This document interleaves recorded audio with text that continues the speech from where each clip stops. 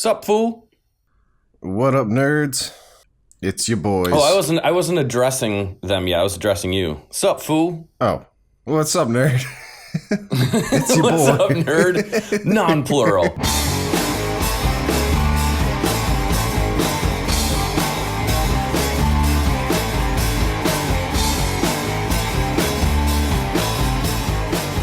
This episode is brought to you by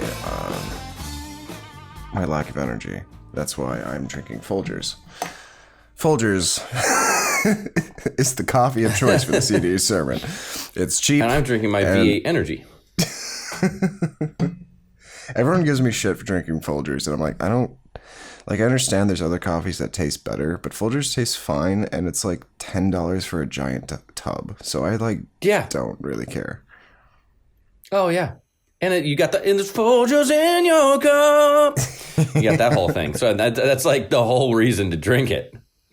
Is you can just fucking throw that in people's face. Folgers in your cup. All right. So, but really, what's the agenda? The agenda for today is we're going to catch up a little bit. We had multiple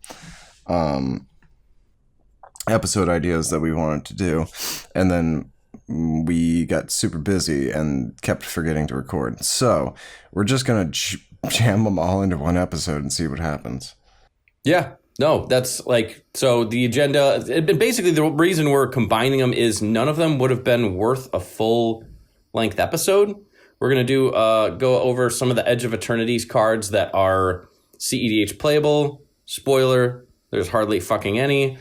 Then we're going to go over, since it was international, it was either like International or National Cat Day earlier this month. And then in another month, it's the other one. So I think it was International Cat Day and then National Cat Day is coming up. So, we're going to try and pick from a list of some of the cats that might see play and just rank them and see, the top 10 cats of cEDH. And then we're going to go over some of the recent tournaments, like the Top Deck Invitational and the Steel City Spectacular, the 20K. And then Trevor's looking for a new Commander deck. So we're going to talk through some options there. So come chill, hang out. We're just going to go over a little of everything. Yeah. Right off the bat, I think we should just jump into edging ourselves. Let's edge the fuck out of this. I'm going to blow my nose into this thing and cut it, but right before we do it. There we go. Okay. So take this first card. Okay. So there's only two cards that I thought were pretty good for the format. And then there's one card in particular that I thought was good for one deck in particular. And that's Patrolling Peacemaker. And I'm thinking putting this into Time. So Patrolling Peacemaker is a 2 and 1 white for an artifact creature robot soldier. This creature enters with 2+1/+1 counters, and then whenever an opponent commits a crime, proliferate. And if you're like me and don't remember what committing a crime is, they commit a crime if they target an opponent, anything an opponent controls, or cards in opponent's graveyards. So, this is pretty good.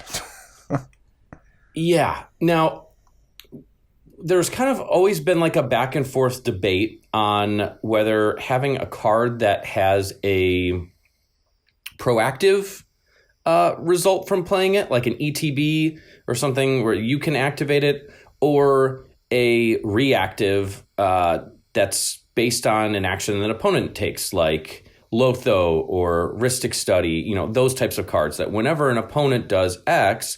But in cEDH, where everything is so active and everyone's taking a lot of actions, I do think whenever an opponent does X, do Y is actually a good effect. And you kind of have both. You have, at the very least, this enters with 2+1/+1 counters.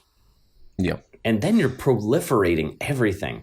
So someone tries to target your thing, boom, you just immediately, there's a counter war that goes on, you're fucking proliferating like crazy. And you're just proliferating off in the corner. You're edging off in the corner with this Patrolling Peacemaker. No, for sure. I mean, So like, it just works so perfectly. so in time in particular, I mean, this card's pretty fucking good. You can use it if you have a sack outlet. You can use it and get the majority of your counters out, and then you just have to. So you can keep sacking it and returning it with time, and then you have 2 out of the 3 counters that you need, and you just need the 3 mana. It's pretty good. The proliferate ability, I think, is going to be pretty impactful for time, but I'm not entirely sure. I just swapped this into my deck, so I haven't had a chance to test it out, but I'd like to see how it is. But I also have a few cards that, while I swapped this in, I also swapped in a few cards that like add counters to creatures when they enter. So if you have that in addition, then you don't really need anything else. You just need your Patrolling Peacemaker to enter. It will come in with 3 counters. Actually, it will just come in with 3 counters anyways. It's got time. Yeah, so that's perfect. It will. I wasn't thinking. So like, yeah, this thing, like all you need is a sack outlet, and you can just go through your deck that way. Just a sack outlet and some excess mana. Yeah. So yeah, you're right. It literally just has exactly what you need. It's the 3 mana, so it can be brought back, and I like how Tayam is just slowly becoming more and more unique of a deck. Like, it used to be like, oh, it has some of these obscure cards and it has a lot more of the staples, and it's like every time something new comes out, it's like more of the staples get replaced, because it's like, why would I want to be doing what everyone else is doing? This deck thrives on being weird and unique. It is one of those decks where that is actually better. Yeah. So either way, this was one of the cards I wanted to bring up from edging. I'm not going to call it edge of eternities. It's just edging. It's just edging. So let's edge on over to that next one so I can edge more. No, so all right. We've got Tezzeret, Cruel Captain, which is a 3 generic mana for a legendary planeswalker, Tezzeret. And it comes in with 4 loyalty counters, and it also reads just a static ability of whenever an artifact you control enters, put a loyalty counter on Tezzeret. The loyalty abilities are 0 for untapped target artifact or creature. If it's an artifact creature, put a +1/+1 counter on it. -3, search your library for an artifact card with mana value 1 or less, reveal it, put it into your hand, then shuffle. -7, you get an emblem with, at the beginning of combat on your turn, put 3 +1/+1 counters on target artifact you control. If it's not a creature, it becomes a 0/0 robot artifact creature. Yeah, so this thing's just a manifold key. Yeah, it's a more expensive, or I guess, technically a more expensive manifold key, but it has the static ability where it kind of protects itself by giving it more loyalty, and I like the self-fulfilling cards where like, oh, you have to subtract, but by doing these abilities, you're probably adding more stuff. So I like that. And the -3 is really nice. The tutor ability. It kind of depends on the deck, but I think some decks would really want this. Yeah. -3. So that statement can actually get you Esper Sentinel, unlike Urza Saga, which is something I've learned in the past few months, that Urza Saga can't get you Esper Sentinel. Why is that? Because it says with a mana ability, right? No, it's it says a mana.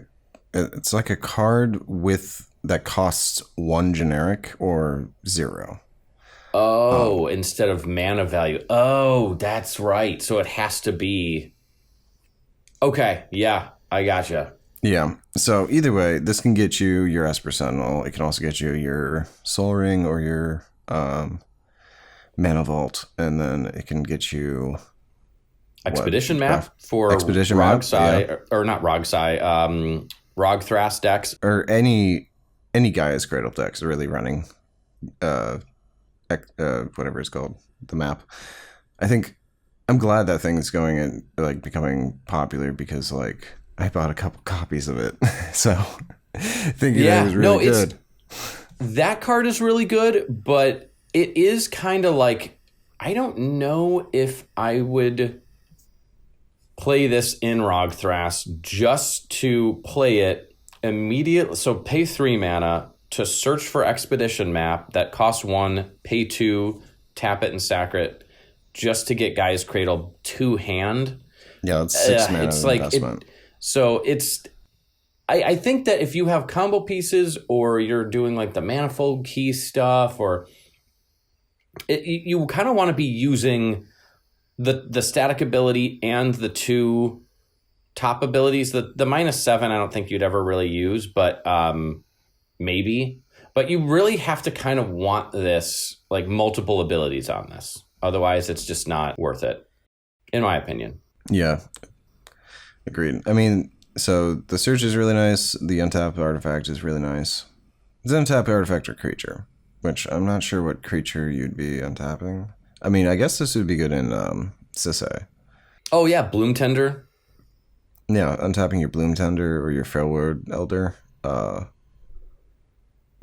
This actually would be pretty good in cEDH now I'm thinking about it. Because I think...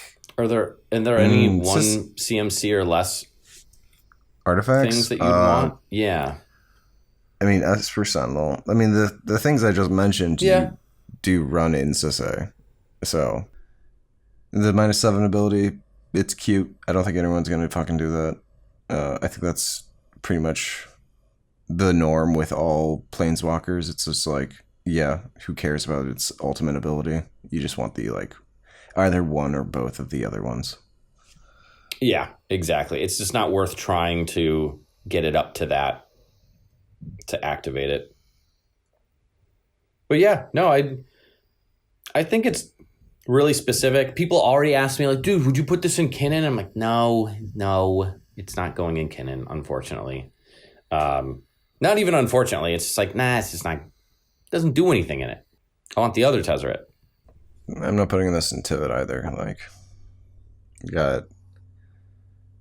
I have the other Tezzeret, which is way better in my opinion. Now, if this was -4 for search your library for an artifact card with mana value 2 or less, and because what you could do is you could play this, attack with Tivit. Oh shit, a bunch of those artifacts enter. You get 5 artifacts. You up the loyalty to a shitload and you -4 it, and you still probably are at, 5 or 4. It would be super easy to get that effect multiple times, but like, otherwise, if the ultimate was better, that would be so much better. Like it would be. If this could get mana value 2 or less, instant include into Tivit, honestly. Exactly. Literally anything. I've lately just been adding anything that gives me time save. Like. And you could just untap your artifacts or your creatures or like whatever, untap Tivit to block something. Or I guess you can't do that instant speed, but like there's just so many things you could do. That's why I'm like, if it was -4 to get something 2 or less, that would be so much better. It would literally be probably an instant, like you said, instant include in Tivit, but yeah. Oh well. It's still a decent card. Yeah, it's neat. This is one of the 2 cards that I thought was actually good in the meta. Joel Peacemaker was just more like, this is a card you can play in time, and that's about it. Like, no one cares about proliferating except time in this meta. So yeah, but hey, it works. Yeah, it works and it's good. But Tezzeret is one of them. The next one is Starfield Shepherd, which is a 3 and 2 white creature Angel. That's a 3/2 with flying. And when this creature enters, search your library for a basic planes or a creature card with mana value 1 or less. Reveal it, put it into your hand, then shuffle. And then it has the new ability Warp, which for 1 and a white, you can cast this card from your hand for its warp cost. Exile this card at the beginning of the next end step, then you may cast it from exile on a later turn. So this is just a cheaper Ranger Captain of Eos without the second ability. Yeah. You get and I do like that you can get a planes if you're, especially, this is great in mono white, or maybe like a 2-color deck. If you're and basically white in anything else, or just white, because you can get your Esper Sentinel, you can get your Walking Ballista, any other stacks, low CMC stacks creatures, and getting a land. I mean, I wish it was put it on the battlefield, but sometimes you just need an extra land, and it's not that, bad. And yeah, I don't think it's great, but like it goes in a couple decks. And I gotta say, this is the first time that I've seen the art like on a full screen blown up, and that art is gorgeous. I do like that. Really cool. Really fucking cool. The coloring on it is really incredible. Yeah, it almost looks like watercolor to me. Which for those Especially that don't the know, background stuff. My sister went to college for watercolor, so like I have a particular interest in watercolor art. Oh, that's right. Oh yeah, I forgot that. Yeah. She's so good at drawing though too. Oh yeah, every now and then I'll forget that she's like a really good artist, and then I'll see her fucking work. And I'm like, Jesus Christ. Yeah, I know. I remember the last time. It's been a long time since I've seen her, but we were at the that one, the house I'm talking about, the one house. We're talking in vague terms. I think the one where you had to call the fucking cops just to be able to park on the street. Yeah, Wilson. Yeah. That one, I remember seeing some of her art there, and I was like, damn, she was working on some giant canvas. It was like taking up like half the fucking living room. I'm like, holy shit. She's been doing some digital art lately, which is good because it's like quicker for her. She can just like go through it and like just produce art pretty quickly. But it's still really fucking good. But her like, which is good for artists to be able to do. Like I like that she would stick to her roots, but like being able to do that if needed is very nice and convenient. Either way, this isn't an art podcast, but wait, artist? Wait, that's your sister? No, I'm kidding. But yeah, Marta Nail, good art, decent card. I think it's no. Yeah. But how much else to say about edging? Like, unless there was a card that you thought of, the lands that are essentially like a shittier Gaia's Cradle and a shittier. Is there a way to like pull up Tolarian Academy? Yeah. Edge. All of edging. Oh my god, there's so much to edge to. There's that patrolling peacekeeper again. Oh, never mind. That's a different thing. I feel like there was. Well, it would be in the multicolor.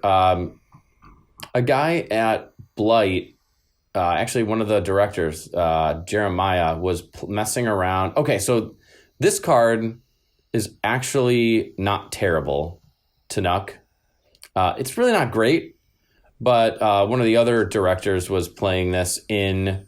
So they made a Malcolm Tana deck, but it's not. It does have the Glinthorn Buccaneer in it, but it has a bunch of other goofy like value engine and like stuff like ping everyone, draw cards, do that. So it was like a very self-masturbatory deck in the best way possible, where he's like, I'm not trying to kill you immediately. I'm trying to fuck around. This one. Oh, nice.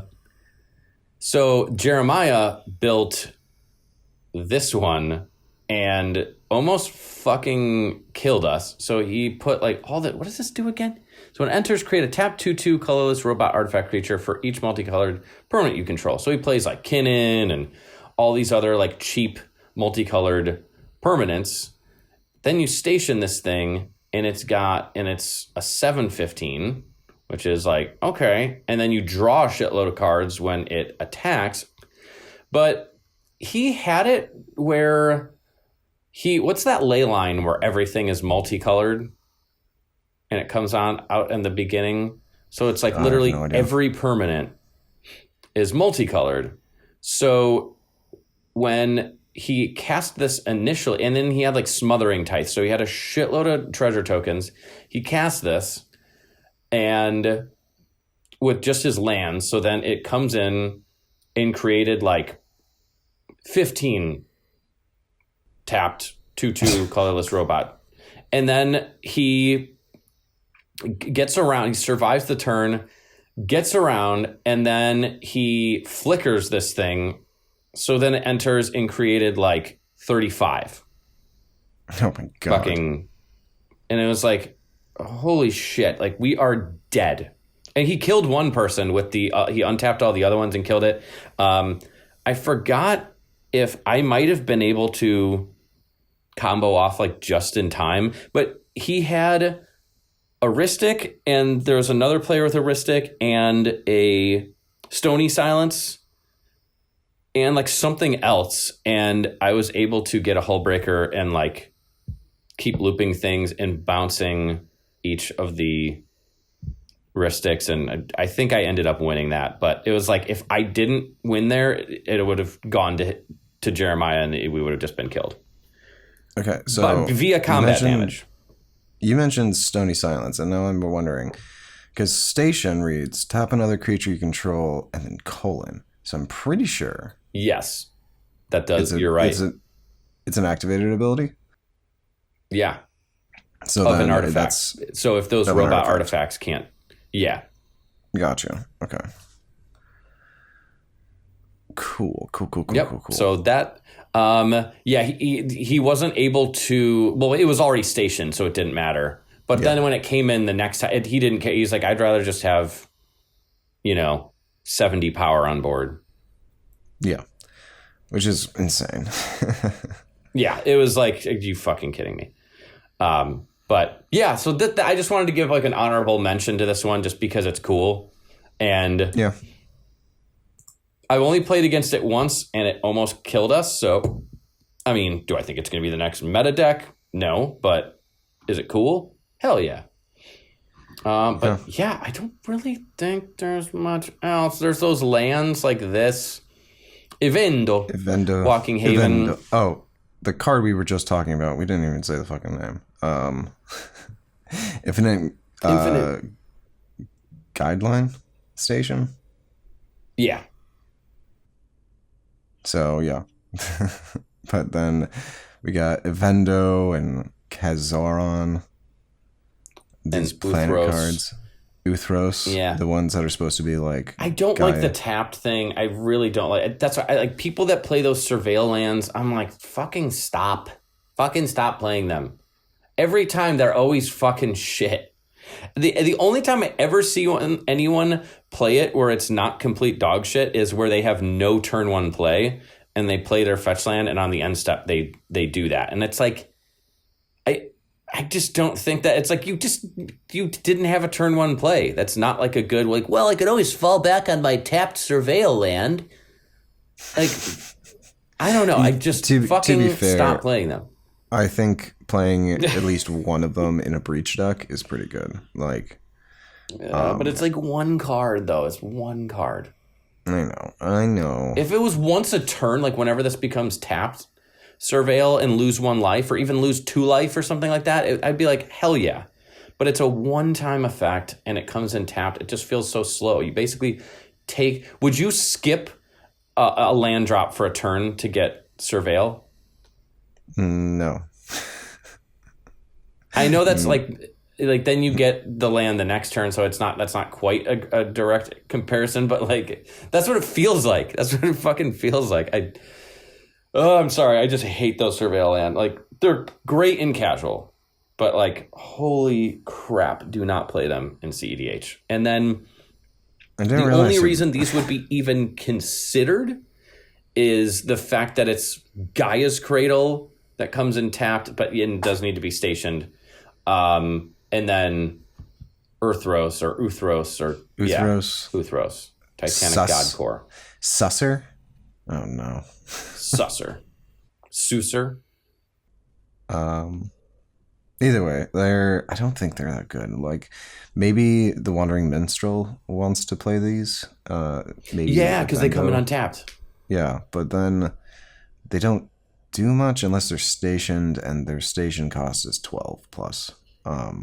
So, which it is power, but yeah, and like, I guess you could do it over the course of a couple turns, but then it's like, yeah, people are going to be doing their thing, and you're like, if I could only station this one more time, and someone's like, yeah, that's his Oracle, and you're like, oh fuck, my Uthros came in tapped, I can't stop it.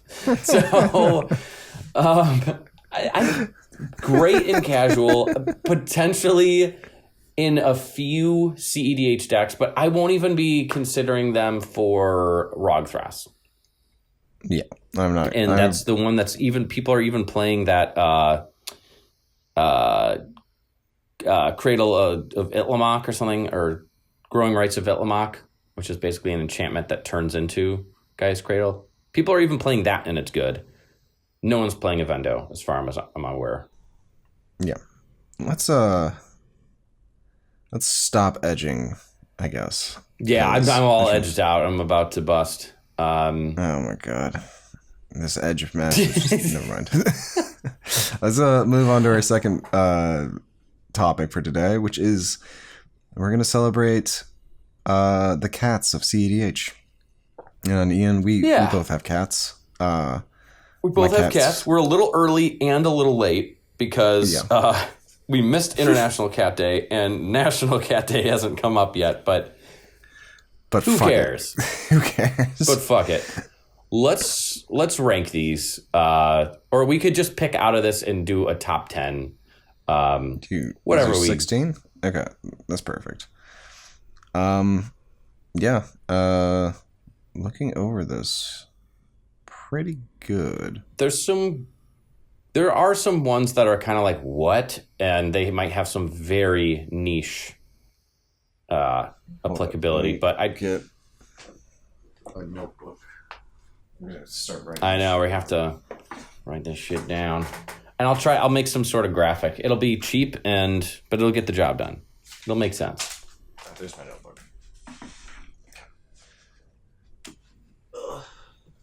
So there'll be a row for honorable mentions, and everything else will be ranked 1 through 10.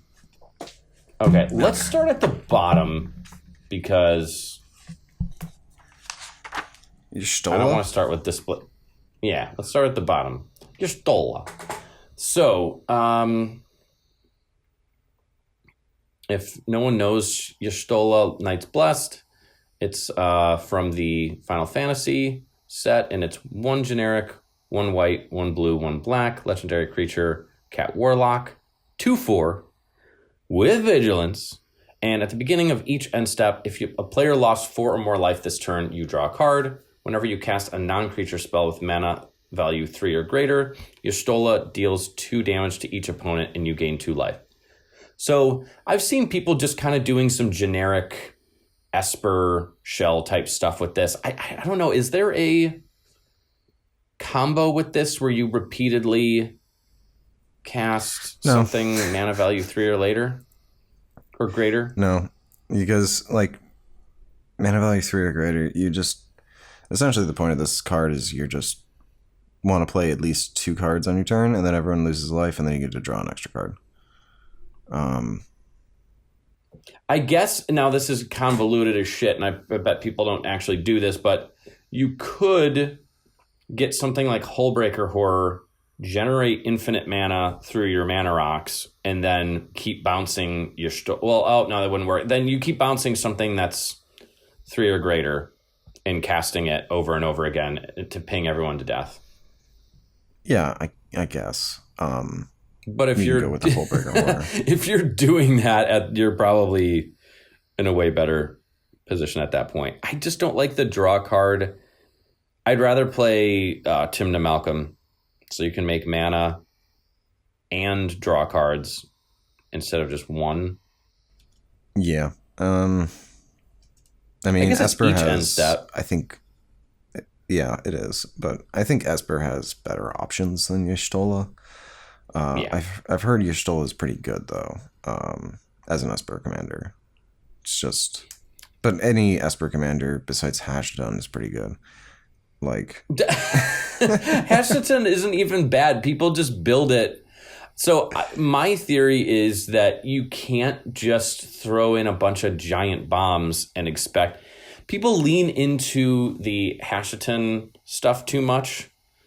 It's like the fallacy that a lot of people, or not the fallacy, like the trap that a lot of people fall into when deck building, and they see a commander that's in like really good colors and they will lean way too much into the synergy and they will miss out on a lot of just like basic good stuff. Now, it doesn't mean you shouldn't lean into synergy, but you should be looking. There's only a couple things like Tayum can do that. Mm-hmm. Spoiler alert, Kefka can kind of do that a little bit, but you shouldn't. But if you do it too much, then you lose on all the good Grixis stuff. So exactly. I think, yeah, this is like, you're probably better off just doing a generic Esper deck, and then if instead of paying 4 mana, you could just pay 3 mana for Timna if you want cards, and 3 mana for Malcolm if you want mana. So exactly. So I mean, so far, where I'd rank this. We could put it. Want to just start with? We start them on 10th on the list. And we can just move them up or down? I was just going to put Y'shtola in the middle of the fucking page, and then we'll just put things up or like above it or below it. Yeah. Okay. I'll do the same thing and make a notepad here. Cats of cEDH ranking. Okay. So far, best card we've talked about. So far, by far. By far, the best card we've talked about. Okay, so then we can just go backwards through the list. Okay. Yeah. Okay. All right, we've got White Mane Lion, which is 1 and a white for a cat, obviously, a 2/2 with flash, and whenever White Mane Lion enters the battlefield, return a creature you control to its owner's hand. Now,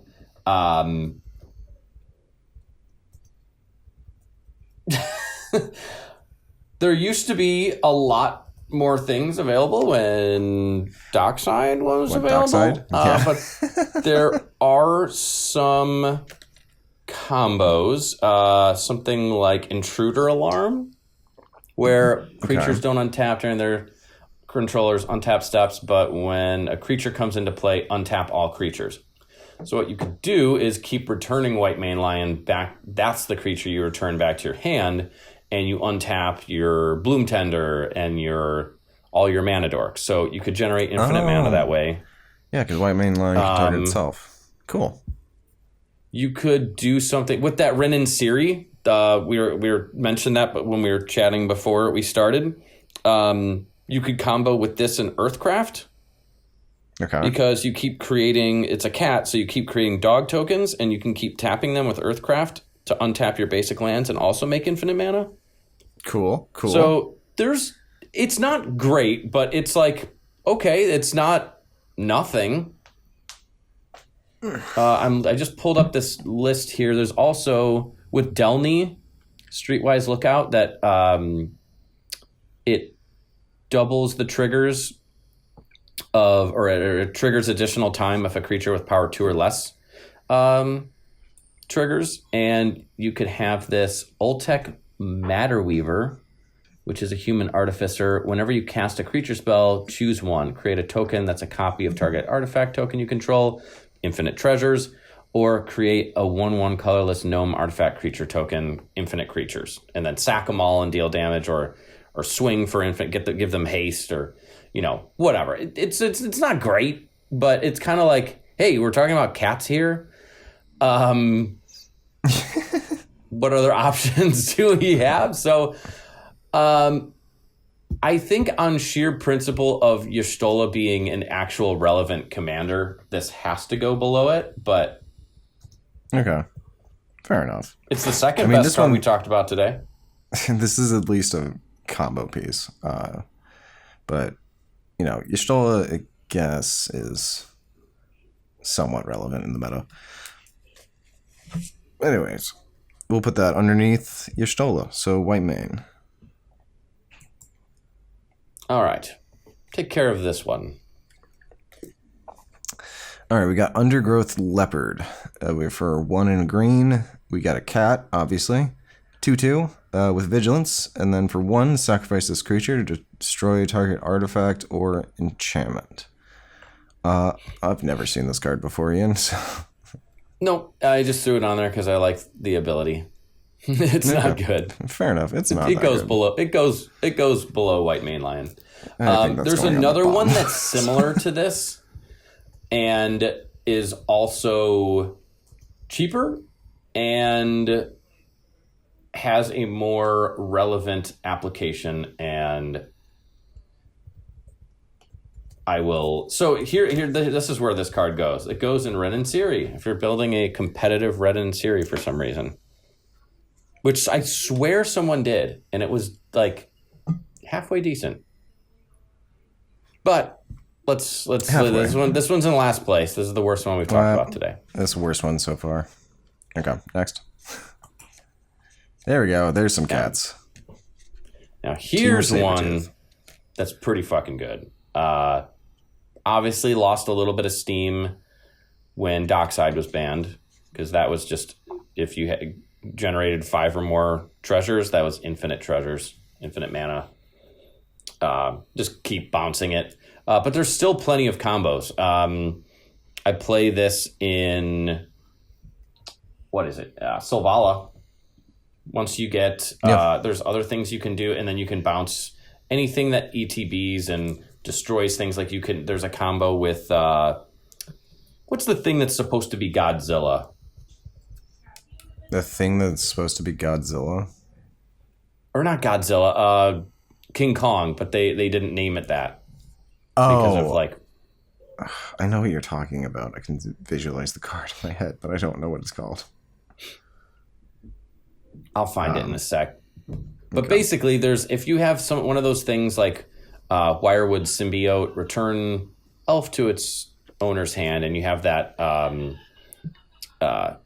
anything that taps for more mana than the cost of the creature and the cost of this, you can keep bouncing the Wirewood Symbiote, play it, bounce the elf, untap the other thing, tap it, play the elf, bounce the, and just, keep running through it. They're kind of convoluted, but anything that repeatedly untaps things will work with this. You can even just do it with Selvala and Concordant Crossroads, or anything else that gives things haste, and repeatedly tap Selvala for infinite green. There's a decent amount of stuff with this. My favorite use of it is I use the newest Ulamog, and once I get infinite mana, I repeatedly play the Ulamog that exiles half of the target opponent's library rounded up. So eventually they get to where they just have 1 card left, and since it rounds up, half of 1 rounded up is 1, so their libraries are exiled. And that's the finisher I did. And I only put that in there because Jamie said that for her to play a cEDH deck, it has to have an Ulamog in it. That's her favorite creature of all time. Okay, fair enough. So she's like, it has to have Ulamog. So I'm like, you know what? I'll just use that as the finisher. So yeah, I'd say this is probably the best one we've talked about so far, because it's actually relevant. Obviously, if we were talking about this a year ago, it would be even better. But it's still the best one so far. probably be the best one. Also, for anyone who can hear the diabolical laughter in the background, my girlfriend has her best friend over visiting, so they're just hanging out in the kitchen right now. Oh, I couldn't hear it. Oh, The mic probably can. The mic probably can. picked it up, and you can probably hear the laughter in the background. Either way, Good. I quietly put Teamer Sabretooth above Y'shtola while you were going on its combos. So, yeah, this is definitely the best card that we've talked about so far. All right. Take care of the next one. Roxanne. Starfall save. Have you ever heard Roxanne, but it's just rocks? No.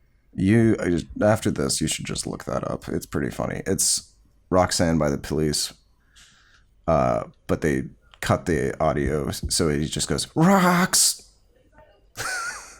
It's really dumb, but it's really funny. Nice. Okay, so for 3 in a red and a green, you get a legendary cat druid that's a 4/3. Whenever Roxanne enters the battlefield or attacks, create a tapped colorless artifact token named Meteorite. With when Meteorite enters the battlefield, it deals 2 damage to any target, and tap, add 1 mana of any color. Whenever you tap an artifact token for mana, add 1 mana of any type that artifact token produced. So it's pretty good. You get whenever it enters the battlefield or attacks. Okay. I always love when it has an ETB and an attack or on attack trigger. Oh yeah. Those are always good. So this is decent. I think for if you were going to play green and red, you don't want to be playing Roxanne. You just want to be probably just play Tali. But if you did want to play Roxanne, I mean, this is a pretty decent commander. I don't know if there's any way of food chain. Food chain. Oh, this is a food chain. No, deck. the only holy thing, shit. the only thing is the tapped colorless artifact. I didn't think they were tapped.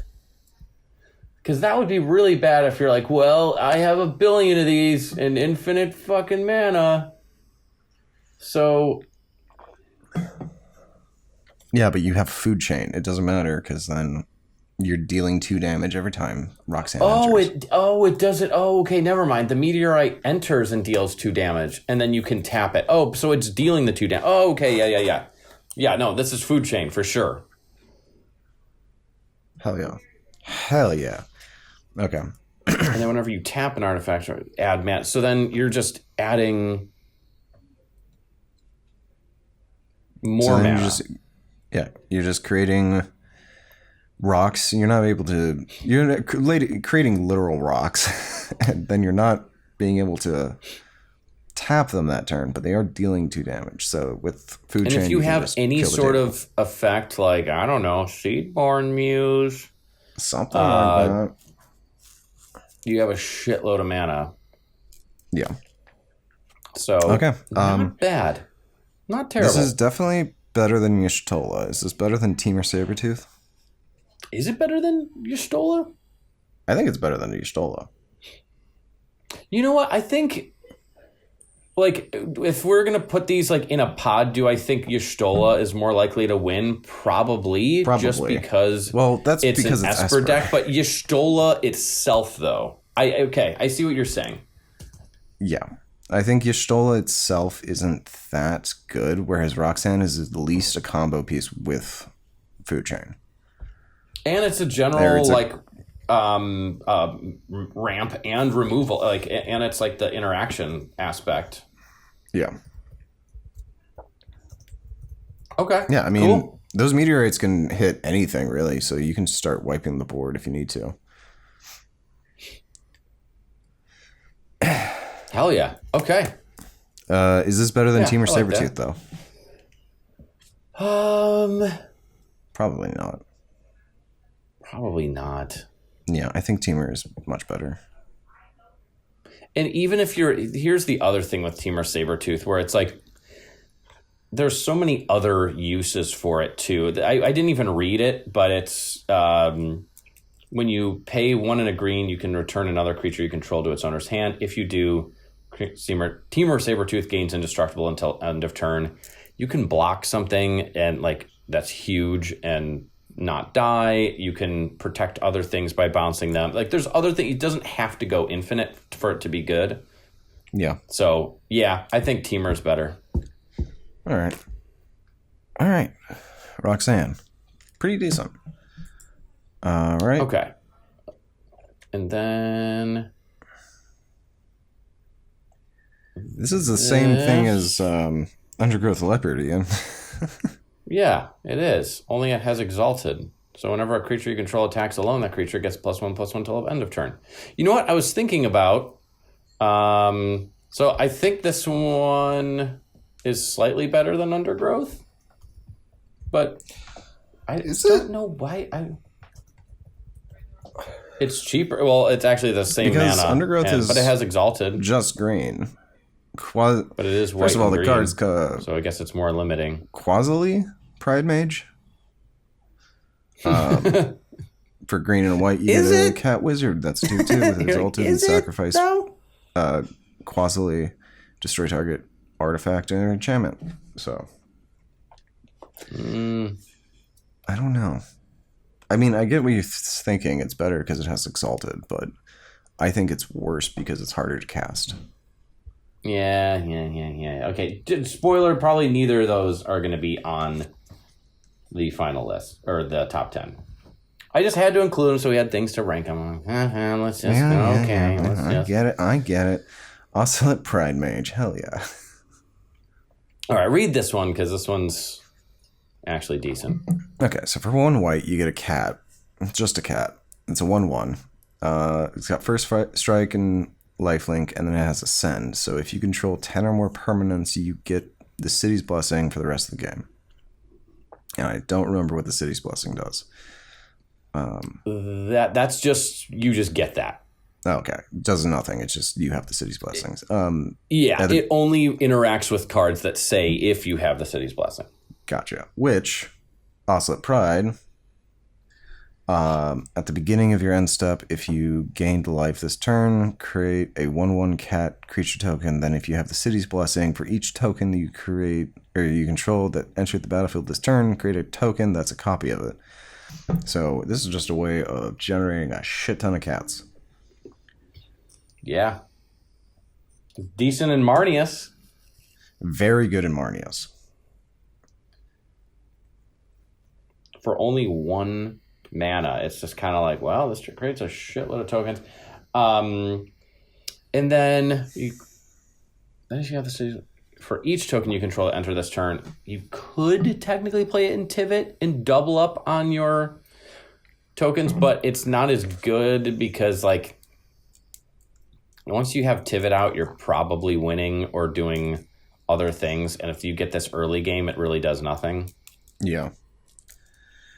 This really does nothing in Tivit. Like, it's just, in my opinion, it's just a placeholder for something better. But in Marnius, this is a fucking auto include, I think. I'd say it's probably actually worth playing in, even though it doesn't see much play anymore, Winota. Just because it's a 1 mana that creates non-human that creates. Yeah, exactly. So okay, yeah. Better than Y'shtola. Is it better than Roxanne? Yeah, probably. It's just more relevant. Is it better than Temur Sabertooth? I don't think so. No, I don't think so either. So right underneath Temur. Cool. Okay. All right. Moving on. We've got Lion Sash. So this is 1 and 1 white for an artifact creature equipment cat to 1/1, and it has an ability that is 1 white, exile target card from a graveyard. If it was a permanent card, put a +1/+1 counter on Lion Sash. So I like the Graveyard Hate. Equipped creature gets +1/+1 for each +1/+1 counter on Lion Sash, and you can reconfigure for 2. So you cast it as a creature, but then you can pay 2 generic to basically turn it into an equipment and attach it to the whatever creature you want. So you can buff up a creature, and it has the Graveyard Hate aspect. It's nothing great, but it's kind of like if you're in an artifact deck or a creature deck, a mono white, I'd say like might as well consider playing this. But that's kind of about it. Yeah, I don't. This card doesn't see much play. We're pretty desperate for for cats. So I don't know. Is this? I don't think this is better than Y'shtola. No way. Now, White Mane Lion, I'd probably actually rather have White Mane Lion just because it has potential combos, so I'd put it right below White Mane Lion. Yeah, it's definitely better than Undergrowth Leopard, so okay. We got Lion Sash. Okay, moving on. Leonin Relic Warder. Okay, so for 2 white, you get a Cat Cleric 2/2. When Leonin enters the battlefield, you may exile target artifact or enchantment. When Leonin leaves the battlefield, return the exiled card to the battlefield under its owner's control. So this is a combo piece with Abdel Adrian and it's our Animate Dead.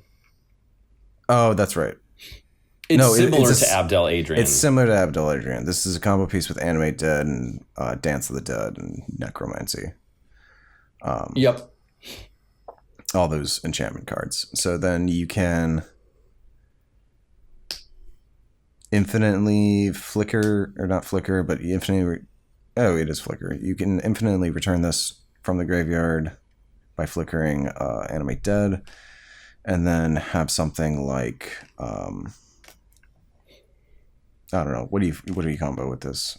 Blood Artist, Zulaport Cutthroat, because whenever the enchantment gets exiled, then this is like considered like dead or like dying. So that you get death triggers, you get ETB triggers. So if you have like that Corpse Knight or whatever, I think that's what it is. It's Corpse Knight or something. It's whatever that zombie. It's like 1 white, 1 black, where whenever a creature enters, each opponent loses 1 life and you gain a life or something like that. So yeah, anything that repeatedly kills your opponents, it's perfect in there.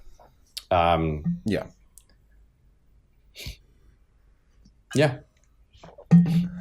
So, I mean, this is pretty good. I don't know if... Is Temur Sabertooth a better combo than Leonin Relic Warder? So not anymore, just because Temur Sabertooth require... Now the combos are way more convoluted and restricted to like green decks and maybe a couple other things, whereas this it has a little bit more options. I've seen the... now, I do think Abdel Adrian kind of... I don't want to say made this irrelevant, but since you're not casting them, you want them in the graveyard. You don't care that Abdel Adrian's 5 mana and this is 2. You'd rather have Abdel because you can flicker your rocks and get infinite mana or other things. You're also generating creature tokens with Abdel Adrian. Yes. I'd say this is right along the side of Temur Sabertooth. I think that this is better because... You need this in 1 of 3 of those enchantments, and then 1 other piece, and you can win the game. Whereas with Temur Sabertooth, you need like multiple... You need like 3 or 4 pieces just to get infinite mana, and probably a 5th piece to finish it. So... Yeah. I think this is better.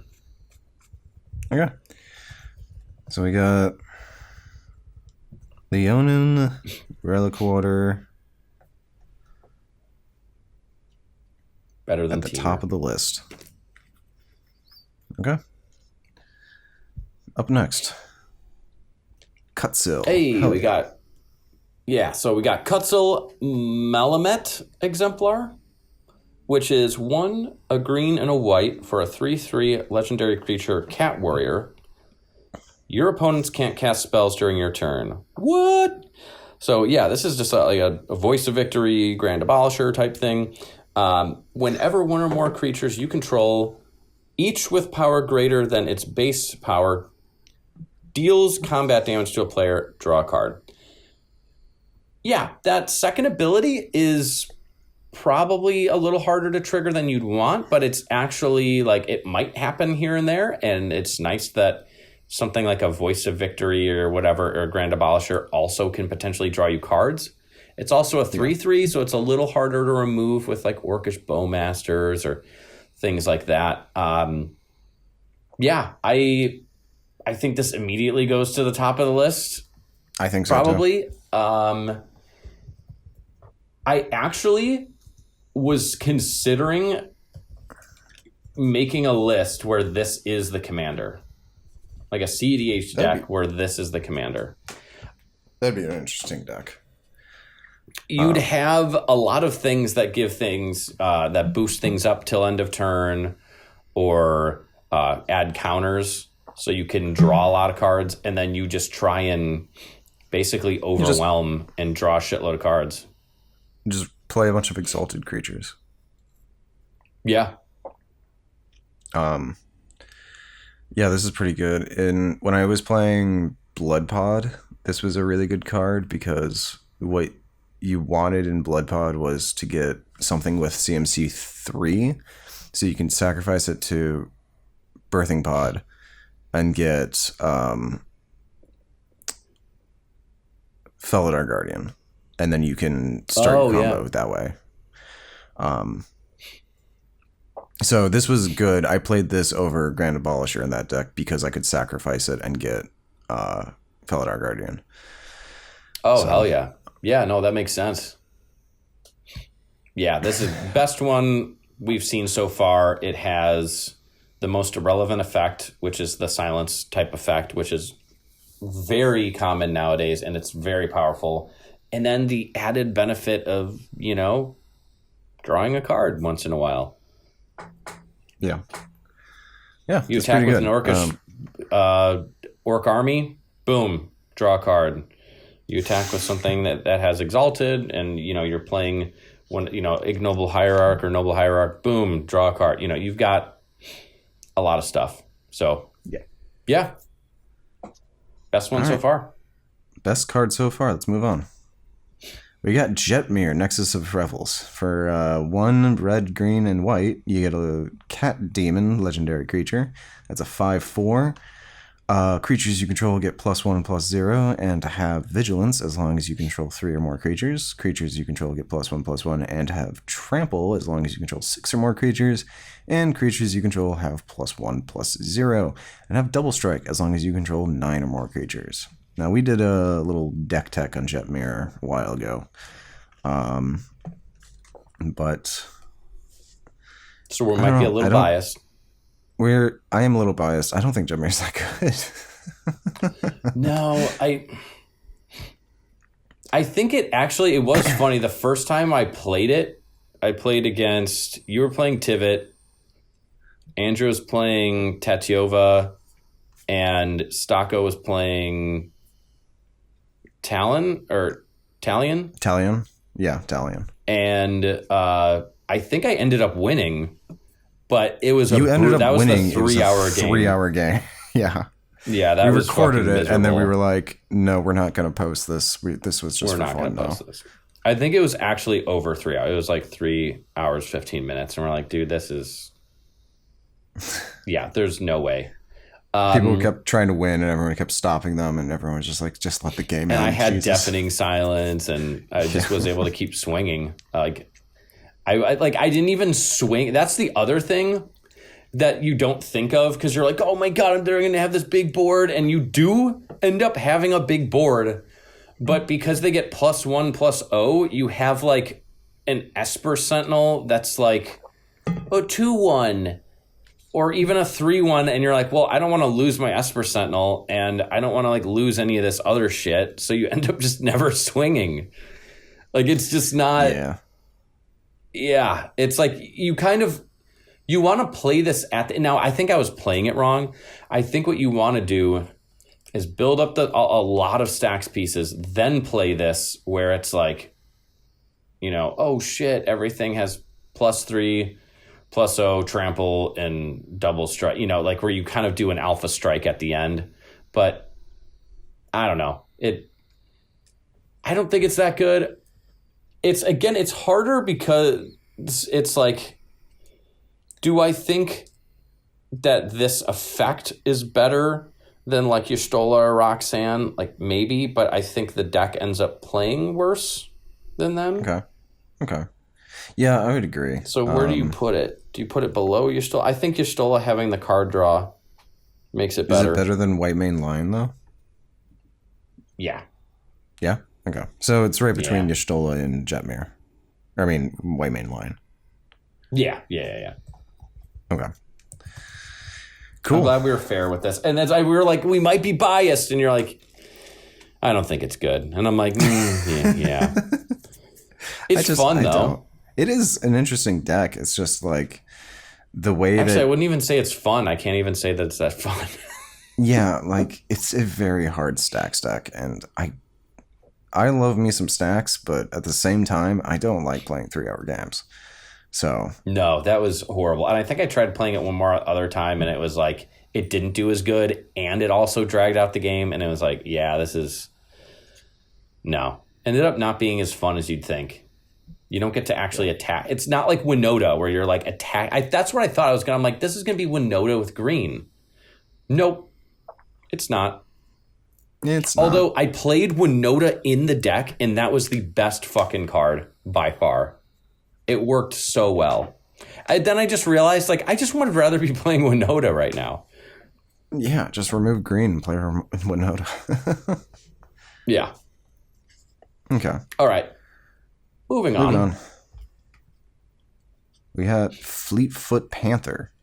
Ian, what does this card do? I've never seen it before. This is just a slightly worse White Mane Lion.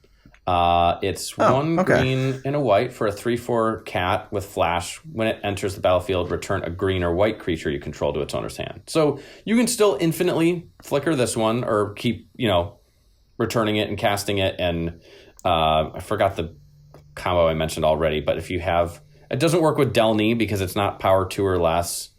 So yeah, it's just strictly worse. But you can still do the same type of combos where you infinitely cast it.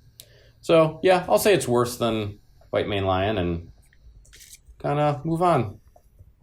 What about Lion Sash? Or do you think it's better than Lion Sash? I don't know. Since the existence of White Mane Lion being infinitely better than this just makes it, I think it's below Lion Sash. It's below Lion Sash? All right. But above Undergrowth Leopard. I think we're in agreement with that one. Yeah, I think so. Even though like those, I do like that those have removal on creatures. But there's one more that has it, and I will make an argument that it's better than the. But we'll get to it. Okay, I think we have 4 more. Because the next one should be Felidar Guardian. Hell yeah! Yes, I love this card. Read this one. Felidar Guardian is for 3 and white. You get a cat beast. And when it enters the battlefield, you may exile another target permanent you control, then return that card to the battlefield under its owner's control, and it's a 1/4. This card is chef's kiss. I love this card. I think... Yeah, this one, best one so far. Better than Cutsil, honestly. Yeah, I'd say so. Yeah, easily. This is one of the best combo pieces in those types of deck. Like you'd see a Cutsil in the type of deck that is playing this, but 100% combos with Kiki Jiki, combos with Birthing Pod that usually ends up with a Kiki Jiki combo. So the way the Birthing Pod line works is you just get any 3-drop. Usually you're playing this with Tymna, so you can even use just Tymna. You sacrifice it for Felidar Guardian. Felidar Guardian enters, it flickers the birthing pod. You can now tap the birthing pod to sacrifice the Felidar Guardian. You get what's the angel called? Karmic Guide. What? Karmic Guide. Ian, wake the fuck up. I'm awake. Karmic Guide. Karmic Guide, thank you. So you get Karmic Guide, which returns the Felidar Guardian, and then you sacrifice, or then you flicker the birthing pod so you can sacrifice the Karmic Guide. Or no, you don't sacrifice the Karmic Guide. You sacrifice the Felidar Guardian to get Kiki Jiki. Kiki Jiki enters, you can then make a copy of the Karmic Guide, which returns the Felidar Guardian, which then starts your Kiki Jiki loop, and you can just keep making infinite Felidar Guardians. Yep. It's really good. It's a fun line. It's one of the, and it's great for like those Protean Hulk, like the Protean Hulk decks where you sack that, you know, get these creature. I forgot the exact line. Usually you already have the sack outlet. You get the Karmic Guide, bring back the Protean Hulk, sack it again, get Felidar Guardian or Kiki Jiki to copy the Karmic Guide, bring back the Felidar, you know, or then bring the, yeah. You guys know what I'm talking about. It's been a while since I've played my Mince deck, but yeah, it's so easy. Like once you get that line going, it's so hard to interact with it because it just starts happening, and then it's like, oh fuck, well, we just lose here. Yeah, I think this is the best one so far. Hell fucking yeah. Moving on. We got Felidar here's Cub. The one I'm talking about. Sacrifice this creature, destroy target enchantment for 1 white and 1 and a white, and it's a cat beast 2/2. That's cute. I like it, Ian. So it's still not great, but the reason I like this is I used to play it in Winota because it's a 2 mana non-human, but you can sack it to destroy target enchantment. You don't have to pay or activate an ability or like pay to activate the ability. You just sack it at any speed you want, destroy the enchantment. It's not artifact, but it's a lot of times you want to get rid of enchantments more than artifacts. Just if I had to say, they're typically a little bit more difficult. Again, it's very specific. I would play it in Winota. Probably goes right above Undergrowth Leopard. Yep, I would agree. All right, moving on. I keep getting all the shitty ones. God damn it.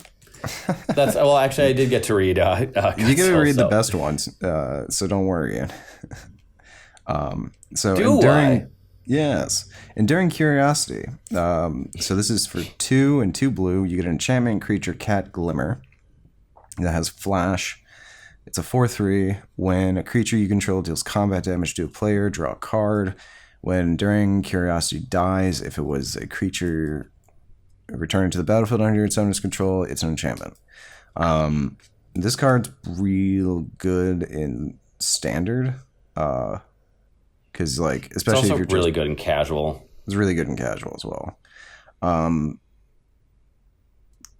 In cEDH, it's got to fit in the right deck. I don't really know if people play this card, but like, no, I just saw it and I was like, oh, that kind of looks like Diego, my cat, because he's fluffy and orange, and it's then got a little bit of a mane.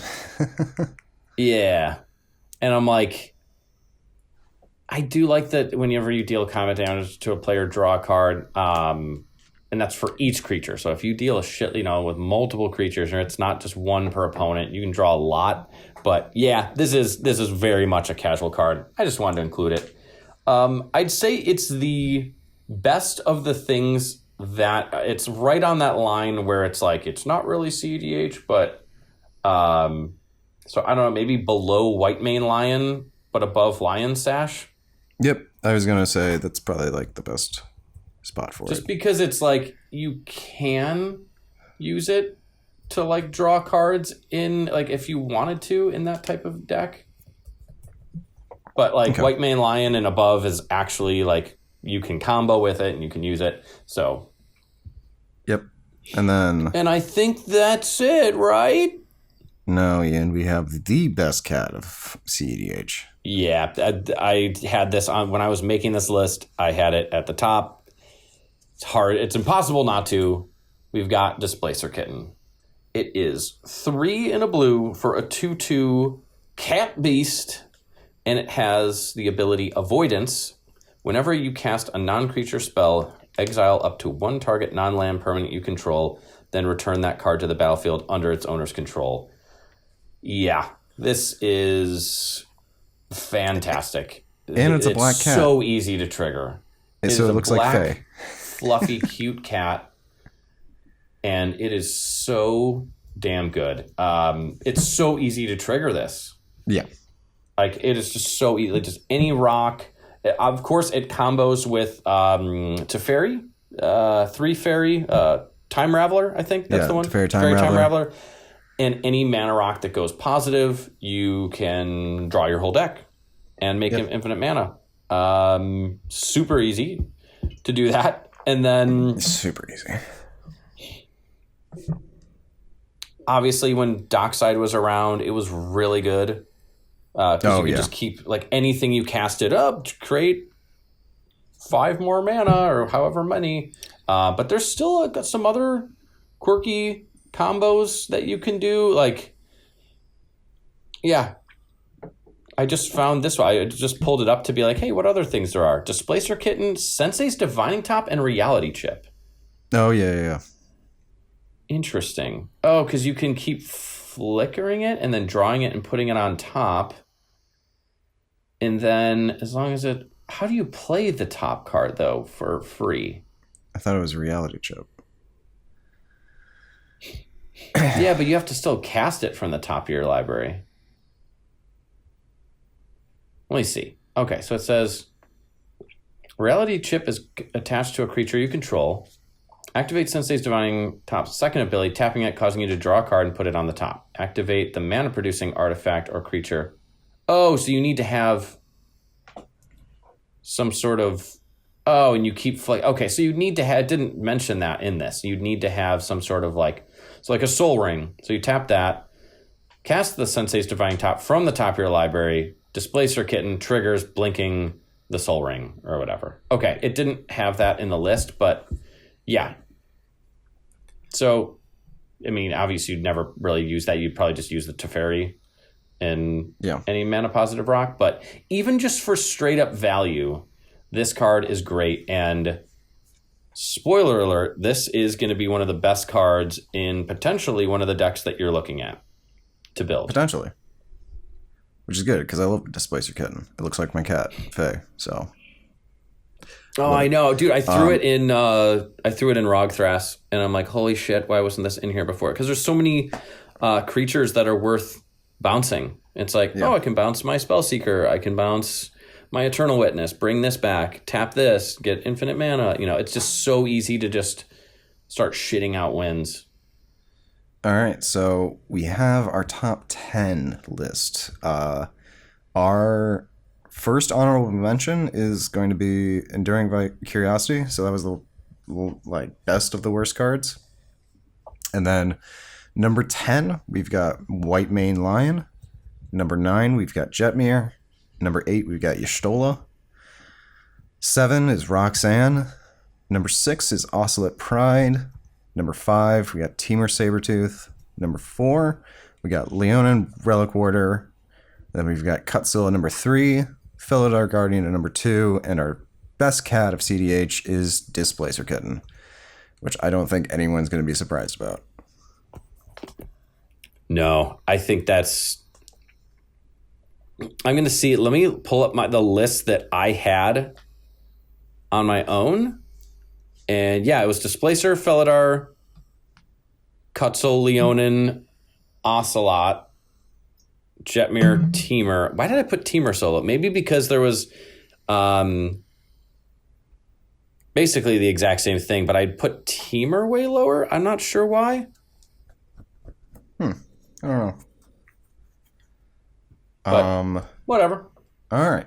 So then, we want to move on to the next part? Yes. Perfect. Oh yeah, no, we have to talk about, before we even get into your deck thing, we need to talk about the tournaments. Yeah. And we don't have to spend too long on here, but we just have to scroll down a little bit. And so this is the invitational where they invited, I thought it was supposed to be 60. Oh, you know what? There was kind of a little mini controversy with this where some guy said he couldn't make it. So then they picked the other 64 people, which it should have been. And then he like texted them last second and was like, hey, I actually can. And they threw him in. And people were kind of like, I think a lot of people, personally, part of me is like, I don't give a shit, but someone did explain to me that was like, hey, this is supposed to be the highest level cEDH tournament of the year, like one of the highest levels where they have to be extra strict. It's supposed to be at the same strictness as Pro Tour. If we're going to legitimize our format, you can't, if you're invited and you say you can't make it, you're out. Sorry, It was kind of a specific situation where it's like, I think it was someone was like his wife was going to give birth or something. And it was like, he was having a baby and then it ended up being fine. So he was like, they ended up giving birth a couple days early or something. So he could make it. But I saw this on Twitter. People started calling him like a bad dad. And then his fucking wife commented on this whole controversy. And was like, I'm Jesus. Fine, by the way. Like, I have my kid. My husband was here for the birth of our child, and I let him go to the tournament because he wanted to. So I'm fine. Stop calling him bad dad. Jesus. Oh my God. See, that's just the immaturity with our fucking format. If you're gonna comment on anything, blame the tournament organizers and judges and rule makers for allowing someone to come in to a 64 player tournament after the standings were already closed. If you're going to blame anyone, blame them. Don't blame the guy that had a major life event and was invited to a major tournament and then his wife said it was okay. Go fuck yourself. If you're one of the people commenting negatively about that, about him specifically, fuck you. It's not against him for asking. Of course, it's kind of like showing up late to a play on Broadway, and if you're like, oh shit, please, can I get in? They at least and they say, let you no, in sorry, sir. After the first act, you can go in usually. Yeah, but if they did say, sorry, sir, yeah, you have to wait till after the first act or something, or they did let them in. That's up to the organizers of that venue. So yeah, that has nothing to do with that player. It's in their best interest to ask, hey, is it okay? Sure. So whatever. Weird, unfortunate. That's not the controversy I wanted to talk about with this fucking tournament. Oh yeah. First place, Blue Farm. Okay, that sounds about right. Who was in the top 4 is Blue Farm and Blue Farm and then Blue Farm.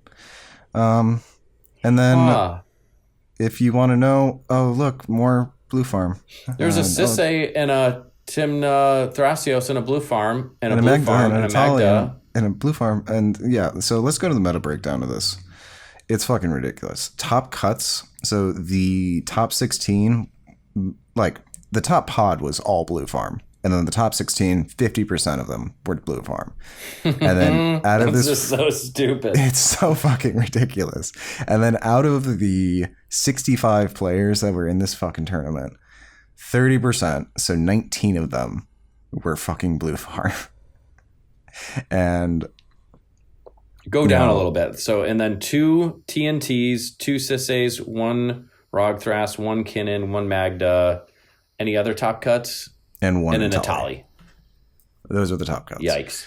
Now, the rest of that is sounds typical, and I like some of those other lists on there. Like those look all cool, but there's a Kalia that did. Who was playing that? Is that who I think it is? Jacob L. You got 1 win, 2 losses, and 4 draws. I don't know. Good job on your win. I'm trying to think. There's a guy that's not well. Whoops. There we go. Either way, this is. Hold up. I am recording. Get the fuck out.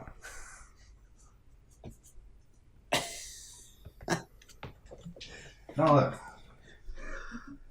I can't see. I can't get this off. Fucking losers. Yeah, it is the Jacob I'm thinking of. Okay, sorry. Fucking Stella and her friend decided here's to an jump in article. the room. Jacob Bad Dog L shares his controversial past, hopes for the Commander community. All right, well, maybe he's turning it up, Let's turning hope it so. around. Anyways, The answer to way. his first question is, I should probably warn you right off the bat, I don't know if you could pick a more controversial player in the entire format to interview. Why? What's so controversial about him?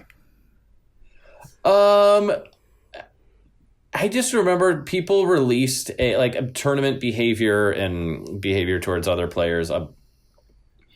People compiled like a 50-page PDF document of all testimonials of people that were basically like, fuck this guy. Oh my god. It's pretty damning. It's pretty damning. Yeah. Okay. God, why does our format have to have so much controversy? I guess it means it's getting bigger in a sense. Like that is the sign that it's getting more popular. So the thing I wanted to talk about this more than anything is like, one, yes, 30% of the tournament was just blue farm, which is kind of ridiculous. That's kind of oversaturating the format, whatever. But you have to realize this is a very small sample size. This is 65 players. And 19 of them thought that the best deck in the format would be blue farm, which technically they are right. It is probably the best deck in the format. But you still have like tons of people who came in with different decks and shit. And like, if you look at a larger sample size, like we're going to for the Steel City Spectacle, like it's not that saturated with blue farm. Yeah, and if it's like you said, the best deck, the best players usually gravitate towards it. It doesn't mean, and here's the other thing that I will say, it's not that like a shitty player can just pick up blue farm and just start winning. It's not. The deck is easy to pilot at a baseline level if you have a decent understanding of the format, but it has I think it is a deck with a very low floor and a high ceiling. Maybe not super low floor. That's not the best way of putting it, but like something like Kinnan that I think is harder to become an expert at is also easier to pick up. It's easier to be like, oh, well, I'll just cast Kinnan and find Basalt and like get infinite mana. And you're probably going to do better than trying to throw together some convoluted, Underworld Breach line or Underworld Breach win, on your turn with limited resources. And I'm not talking about like, I have all the pieces, but like, okay, well, I'll play Breach. I'll crack my LED. I'll cast Vampiric Tutor. I'll trigger this to draw a card. I'll draw the LED, this, and I'll try and go, like one of those, like a newer player is going to be like, what the fuck? I'm not going to be able to do that. But once you have a understanding of the format and you're a good player, you can do a lot with blue farm. So I think that's why it's so good. Yeah. And it makes sense why people brought it and why it was a little oversaturated. But yeah, go to the Steel City. Yeah, so like I said, this is a small sample size.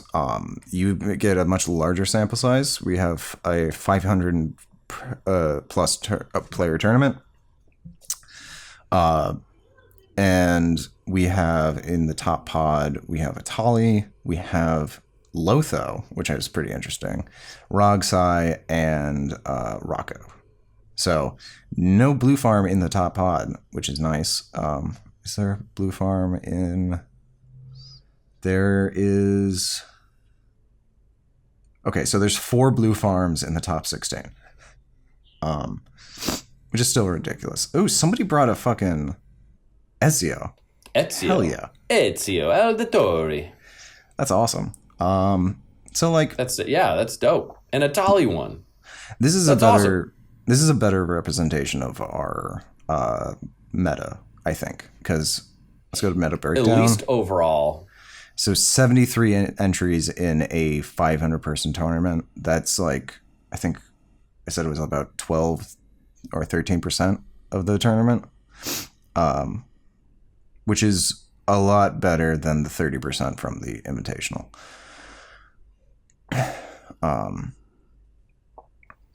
And then you've got You have Rogthras, which is super popular right now, and I'm building it. Rogsai and then Tali. I'm only missing the Candelabra, which is going to be, I don't know how the hell I'm just going to proxy it. I love how That's how I'm going to do it. there's only 3 decks with double-digit entries, and then you get a Tali, which has 8 entries but got the top cut or the winning prize. Yeah. Let's see. I'm curious. Is there any Tivit players? 7 entries with Tivit. Nobody got top cut. Okay. Just curious. Oh, and Time got 6 entries too.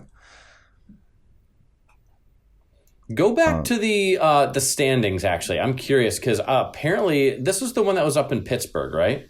Yeah. Let me scroll down. There's some people that I knew were like all carpooling up for the weekend. So Ian Flannery, oh look, he was playing Kefka. He just missed the top 16. Probably, and I saw a post from him too. He was the only player with 4 wins to not make it. Oh, that's sad. But, good for him for his performance. I mean, that's pretty good. I mean, basically, it was just a luck of the draw at that point. I mean, it was so close. There's a couple names I'm looking for, and we can cut this out if I take too long. No one yet. Not Aaron Joseph. Well, Ian does whatever the fuck he's doing. I just wanted to bring up this tournament because this is, everyone's talking about the Invitational and how Blue Farm's oversaturating the format, all that, but that's a significantly smaller sample size than this tournament, which is a better representation of the meta. So,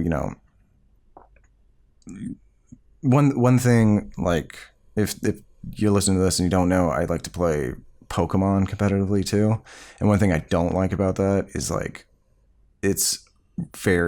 meta is very oversaturated with people playing the same Pokemon. If you look at the top 3 Pokemon that are used in teams, all of them have a 50% usage rate, which means everyone's pretty much using them. So that's something I don't like about it, and I'm glad our format's a little better at that. This guy's a local player around the Chicago area that will sometimes show up to tournaments. I've never played against them, but they're a decent Blue Farm player.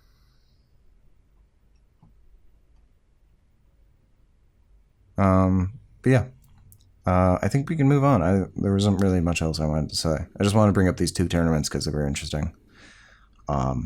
Yeah, I'll ask them what their rankings were at some point, or I'll look at it in a different light because I don't see any of them. I just wanted to see if any of them got up, higher up on the rankings. So let's do a brief dive into with the last 15, 20 minutes here. Let's go into what deck should Trevor build? And what decks are you thinking about? Which ones are you looking at? Let's start with what decks I'm playing right now. I'm playing Tivit, Tiam, and Celeste. And I don't think either of those decks are really that good in the current meta. I think Tivit is the best out of the 3, and that's what I currently play more frequently. If I was going to go to a tournament, I'd bring my Tivit list. But I don't think it's fast enough. I think the control aspect of it, people essentially assume you're going to be the cop of the table, and it's kind of annoying that way because then you're okay, I guess I do have to stop somebody because nobody else decided to save interaction. I fucking hate that role. I stopped that. That's why it made me cut back a little bit on interaction, and I just kind of forced the Blue Farm players to do it because I'm sick of them sitting there and just being I don't have anything, and they have 20 cards, and then they combo off with a Grand Abolisher and a million protection pieces. Like, fuck off. Yeah. Let's change this to conversion rate because I like this a lot better. So That's an interesting ratio. I want, well, Top Cuts is 8. No one really plays Arkham decks. Yeah, that's true. So the conversion rate's pretty high because of that. But there's also people that will play decks and like not do well with it at all. So that's actually pretty good. I'm not saying that that's the best deck right now or anything, but like the fact that the Arkham Dagsson players that do play it, a third of the time they're making it to the top 16. I mean, that's pretty good. So in its own right. I wanted a few things. I wanted a deck that has a good conversion rate. Let's go down to Tivit. Look at its conversion rate. I think it's like 16%. Yeah, it's 16% right now. So I wanted something that had a better conversion rate than Tivit. And I've wanted something that used one of the main archetypes in our meta. And I think like the top 2 archetypes are you either doing things with Cradle and Thrasios, or you're doing Underworld Breach lines. And so I wanted to do one of the two. I wanted either a good Thrasios build, but I don't want to do Tymna Thrasios because I don't think it's that good. I didn't want to do Thrasios Rogsat or Rograk either because you're running that. So I wanted something a little bit different. And then the other side was I wanted to potentially, instead of Cradle, do Underworld Breach stuff. So I wanted something with red in it. So the 2 decks that I think you're downplaying Tymna Thrasios a little bit. I think it's similar to Blue Farm, where a really good player can do a lot with the deck, and that it's very open. You can build it however you want. But that's just my spiel on it. I don't know if you're talking about not wanting to be the police. Sometimes I can fall into that similar role as Tivit, so you might want something different then. Here's Thrasios Tymna. Oh, it has a 15% conversion rate. It has a worse conversion rate than Tivit. So damn. Yeah. I think that's because people think it's one of the best decks in the format, so they play it and then they're not that good at it. Yeah. Because good players will be good with it. Same with Kinnan. Too many people that it has a bad conversion rate. Or again, I wouldn't say that 17% is bad. It's just that like it looks worse than it is because everyone's playing it. Exactly. So let's see. The 2 decks that caught my eye in particular, both have a 22.22% conversion rate, and that's Thrasios Yoshimaru, so Dog Thras, or Kefka. And I'm a real huge fan of Grixis. So like I'd say like my favorite color pairing would be Esper because I've played it for so long. But then after that, it's probably Grixis. I love Grixis. But Bant is also interesting, and I'm curious about that. So now, right off the bat, I think I'm just going to guess with my bias towards knowing you for our entire lives and knowing how you play Magic. I think you'd really like Kefka because when you play, you really like being an asshole, and Kefka's really good at being an asshole. Like you're really good at that. So you'd like it. Yeah. But like, I don't want to strictly base my what deck I want to build off of me being an asshole. And now, I think you're right. I think if I build Kefka, I'd be good at it because I'm good at being an asshole. And making things miserable. Yeah. In Magic.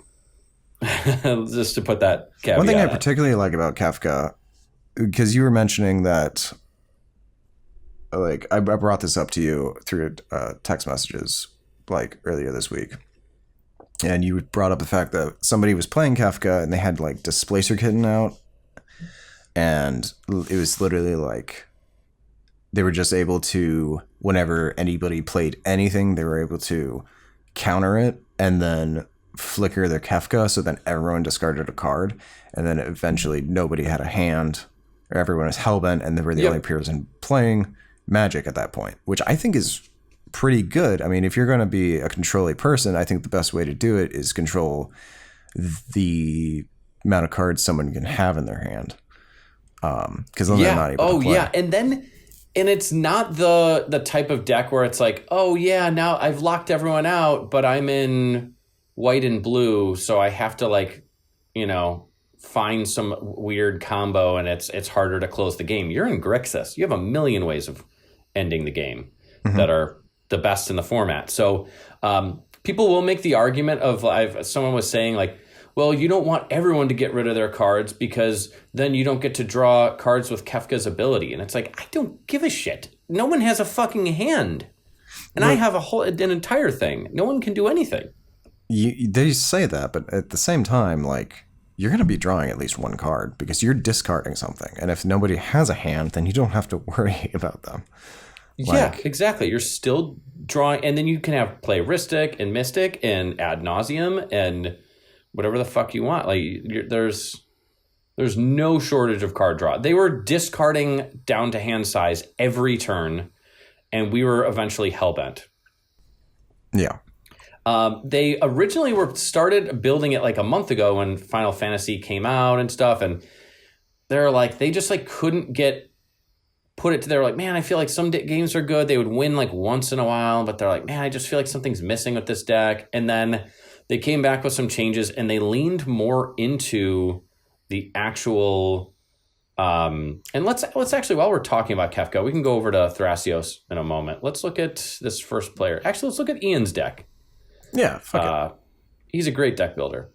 So I wonder if he's doing the same thing, but basically they leaned more into the Kefka triggers, and we're like, I'm going to play Displacer Kitten and Harmonic Prodigy.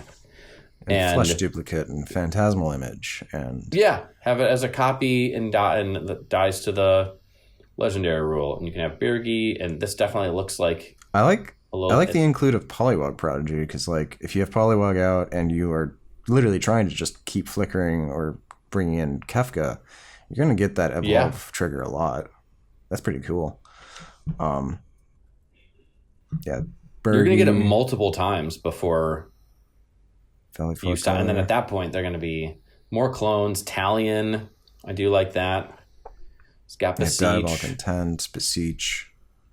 A lot of Grixis good stuff here. Yeah. I do love me some Grixis. This is all the Grixis shit that you want. Final Fortune. They're not on... or he's not on the other one, which is interesting. So, he's just running Final Fortune.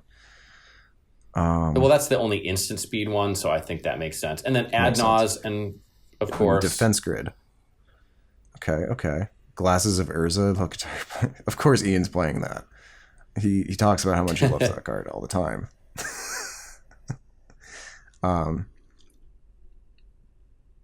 But also that actually kind of fits well in this deck, because you want to know what your opponents have. Oh, yeah, you can kind of guess at what they might be discarding. Yeah. One Ring, the three Breach, enchantments that you'd expect. Was he on Born Upon the Wind? Yeah, he's on Born Upon the Wind, Valley Flood Caller. I think that was it. Makes sense. He's not those are the ones worth playing. He's not on Retraction Helix, though. Which Infinite Mana doesn't do... anything. You'd think like, oh, each opponent sacrifices a creature, but you can only activate that as a sorcery. Or each opponent sacrifices a permanent, so you can't actually get them to blow up their whole board. I thought about that at first, and then I'm like, oh, never mind. But yeah, this is basically the only swap I would make is I would take out the Glasses of Urza and just put in a Harmonic Prodigy just to double up on the triggers, just for shits and gigs. But hold on, let's see. Do I have Harmonic Prodigy? I forget. I think I do. I have my cards like. I have an organized card list right next to me. Yeah, I do have Harmonic Prodigy, just sitting in drawers. So every once in a while, I'll just whip them out and be like, "What do I have?" Yeah, no, this card or this deck looks really fun. Yeah, You can. I like that he has Malevolent Hermit because you can discard it to the discard trigger, and then you get and then it comes back if you pay the disturb cost, and I'm pretty sure it just says. Come on. We're gonna go to TCG player, even though Non-creature spells you control can't be countered. That's pretty good. That is pretty good. So, for anywhere, exile instead. Okay, cool. So wait, if you got options. Oh, for the disturb cost, you can cast it from your graveyard, right? Yeah. Gotcha. That's pretty cool. I like that. Yeah, this is an interesting list. I'm really. You got reanimate because you're just going to be discarding a whole bunch of shit. It reminds me of where Kess was at, 3 or so years ago, where like Kess was decent because, it was like that mid-range ad nause list where you're not going full-blown turbo, but you can, if you get ad nause, you can go off and win. But if you don't, you're just doing the Kefka stuff until you limit your opponent's resources and you have enough resources to Thassa's Oracle or Underworld Breach. What is Jeweled Amulet? Put a charge counter on It's kind of like Amulet. a shitty... Note what type of mana was used to pay for this cost. This ability only blah, blah, blah, blah, blah. Remove a charge counter from Jeweled Amulet to add 1 mana of the type last used to put a charge counter on Jeweled Amulet to your mana pool. Plays ability as an interrupt. Okay, so it's just... It's a 0-drop for like an ad nause deck, but you get to store a mana in it for the next turn. Makes sense. Not a huge fan, but Not like in a turbo ad nause deck, it makes sense. Okay. So this is more of like a mid-rangey Grixis list, or like but you Kefka's can supposed still to be go more fast. mid-rangey. Yeah, You which can I still go like. fast as fuck. So, yeah, Kefka's one of the options we have. The other option was, let's go back to the song conversion rate. Thrasios Yoshimaru, so Dog Thras. And here's the first place winner. Let's just click on Samuel's list. So this one Similar is glowing. to Rogthras, but you trade out some of the explosivity of red for some of the resilience of white. You've got and this the list is silence going effects. using Abhorrent Oculus, which I think is pretty cool. That's sick. I do like Ranger Captain, Voice of Victory, Grand Abolisher. You can play Bright Class Gear Hulk is sick. Yeah, go back up real quick. You still have Displacer Kitten, Esper, or Mockingbird through Bright Glass, which is cool. do Devoted Druid lines. I mean, yeah. Yeah, this is just Devoted Druid. You get Derevi and Emil as your probably one of your best Gaia's Cradle combos and just combos in general. Are they playing Bloom Tender at all? Because you can infinitely. I'm pretty sure. Oh no, because it doesn't. You need another color to go infinite with. Never mind. Yeah. But still, the one thing that I really like is they're playing Wargate, which is search your library for a permanent card with converted mana cost X or less, put it into play, then shuffle your library for banned colors and X. So I like that. It's just an easy way of getting, or another way of getting Gaia's Cradle out. They are on Retraction Helix. They're on Intuition and Gifts because I saw Eternal Witness and Savines. Yep, Intuition, and then I didn't see Gifts Ungiven, but I don't remember what the date was. I'm guessing that this maybe was before Gifts was unbanned. Ooh, Yeah, birthing Machines pod, God's too. Effigy, Birthing Pod lines. I mean, this one's sick too. They're on Basalt. Are they on Kinnan? They are on Kinnan. Yeah, Kin and So I could Basalt. be like Ian and just play Kinnan in all my decks. Yeah, literally, I have a Kinnan deck, and then I built a Thrasios Vile Smasher deck that has Kinnan Basalt in it that I took out for a little bit to go full blown turbo, and then I said, you know what, I like totally blow out games like a fourth of the time, but I want to do better, so I put Kinnan Basalt back in, and I'm loving it. And then I'm building Rogthras, which also has Kinnan Basalt, Yeah. and then I have Celeste. It doesn't have those. So Celeste is my most unique deck. Yeah, so really it's like, what form of turbo mid-range do I want to do? Do I want to do Bant or Grixis? And then with that, it's really the question of, do I want Gaia's Cradle or do I want Underworld Breach? And I honestly don't know, because this deck looks fun to play. It does. Well, hey, next time we play, let's do some games on Cockatrice with everyone, and honestly, just build your own lists or something based off of these, or even just test out their lists, and let's just jam some games, see what you like more. I wanted to do like a build on our next episode, so if that's something you want to do. So I was hoping we could figure out what I was going to build today. So we need to make a decision. But no, we could jam some games and then have it be just whatever you want next time. okay, fuck it. We'll keep a cliffhanger of what we're going to build next time. Yeah. Coolest Samuel and coolest Ian. If Ian listens to this, I'd be amazed, but coolest. Why I the do want to get him fuck- on at some point. I have a really good idea. Why the fuck?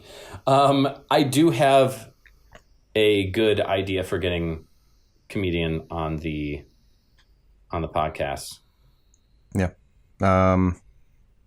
Either way, I think, yeah, we'll do some games at some point. And then instead of building your list, just use their lists. Just do that. Just play it on and just see which one. Actually, both of those lists are probably like the coolest I've seen. I would just use their lists and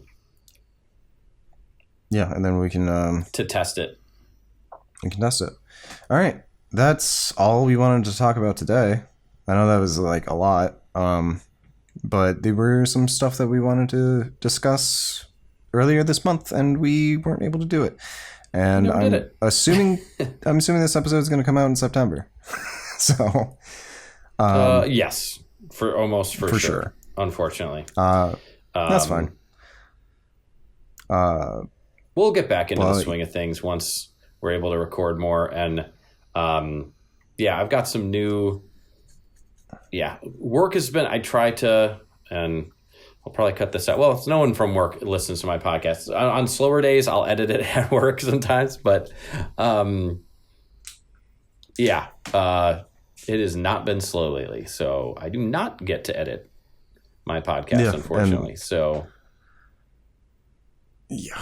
And I work. And then on Mondays, Tuesdays, and Thursdays nights, I'm busy. So. And I work an ungodly amount of time or hours. So, like, the only time we get to record is like Sunday or Saturday mornings. And we had to do it pretty fucking early because I got to go to work at noon. Exactly. Which is coming up soon. But we're not rushed, We're not rushed because we started really fucking early today. Which is good. That was what we wanted. Would you like to say anything else, Ian? We do. No, I think we covered it. We do have some socials. I know I haven't been posting on them lately, but we do have Instagram and TikTok and Twitter and Blue Farm. I mean, Blue Sky. And then we also have a Patreon, which we need to start posting on because they gave me a notice saying they were going to delete it. And then post something. I'm going to God's post sake. something. And then we also have a Discord, which we need to set up still. But when that happens, we'll put it in the description and make a post about it. So either way, follow us on anything like that. If you want to tell us something in Edge of Eternities that you like and that we didn't talk about, put it in the comments. If there's a cat that you particularly like, let us know. And let us know about what you think of Blue Farm invading or oversaturating the format. And maybe we should do a poll, actually, of like what deck I should build. I don't think we have enough subscribers for that. Unfortunately. We'll see. Yeah, probably not. Either way. We shall see. Either way. We'll get back to you. We're gonna do a deck build next time, and we'll build one of these 2 decks. It'll be a good time. Oh yeah. All right, let's jam some yeah. games soon, my dude. Hell yeah. Potentially tomorrow? No, not tomorrow. I'm busy tomorrow, but I don't know. I'm kind of busy this week, but we'll find some time. We'll figure it out. We'll figure it out. All right. Well. All right. Peace out, See you nerds. in hell, nerds.